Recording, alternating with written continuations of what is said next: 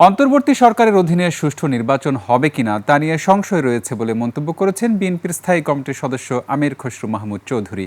দুপুরে চট্টগ্রামের বাসায় দলীয় নেতাকর্মীদের সাথে মতবিনিময়কালে তিনি অভিযোগ করেন, অন্তর্বর্তী সরকার একটি বিশেষ পক্ষের কথা মাথায় রেখে নির্বাচনের দিনক্ষণ ঘোষণা করেছে।